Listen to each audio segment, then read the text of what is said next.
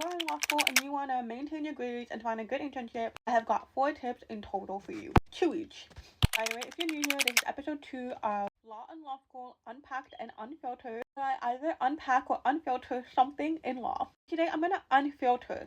From personal experience, it can be hard to maintain good grades and it can be hard to find an internship. I failed 8 classes when I was in law school, and now I'm an admitted lawyer. It was really hard for me on the academic end. It was also really hard for me to find an internship or a job. That's why it's unfiltered. Start off with the 2 tips to maintaining high grades, which first of all is going to take a lot of work and a lot of commitment, a lot of discipline, a lot of sacrifice. What I mean by sacrifice is sometimes you'll have to sacrifice a lot of free time.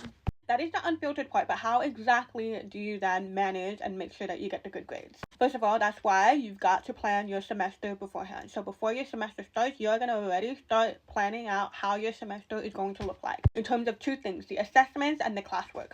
With the assessments, you are going to get all of the due dates from all of the units, from all of the assessments for all of the units, put it into one table or one calendar where you can see it in one spot. And this is really helpful to see when your most busiest periods are. Let's say, for example, you have a week where you have an assessment due every day, or you have 2 assessments due in one day. Then you would know ahead of time that you're probably not going to plan anything like a week before that busy week, because that's when your assessments are due. Because again, getting good grades and maintaining good grades takes up sacrifice and commitment. You can still make life easier for yourself when you plan ahead. Because your good grades are going to come from your assessments and your exams, so that's why you need to make sure that you are on top of your assessments and you are on top of every unit every single week. The second tip is that you need to address everything that you don't know immediately. So the moment that you see that you don't understand something, you're going to address it right then and there. One of the reasons why I failed some of my classes is because I left everything that I didn't know to the last minute. Of course, I was more stressed and it was a lot harder to relearn and try to learn the information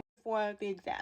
So that's why one of the things that helped me improve my grades and maintain my grades is the moment that I don't understand something, I immediately address it before moving on. So I would either address it by talking to the teacher, asking teachers for help, asking friends for help, or doing extra reading, doing extra research, going through the lecture again, anything that I can possibly do to make sure that I understand that thing, I can move on to the next one. Sometimes, yes, that can take some sacrifice as well. For example, you are only planning to study for 2 hours, but you need to spend an extra 2 or 3 hours trying to understand this thing. That is really important because it's going to be part of the exam later on. And it'll be so much easier if you address it right then and there. So say, for example, the thing you don't understand is in week 3. It's better to address it and understand it in week 3 than trying to address it the weeks leading up to your exam, like week 13 or week 14. Now, moving on to finding internships. The unfiltered part is that it can be really, really hard to find a really good internship because it can be a bit crazy in terms of the job market and also a little bit competitive.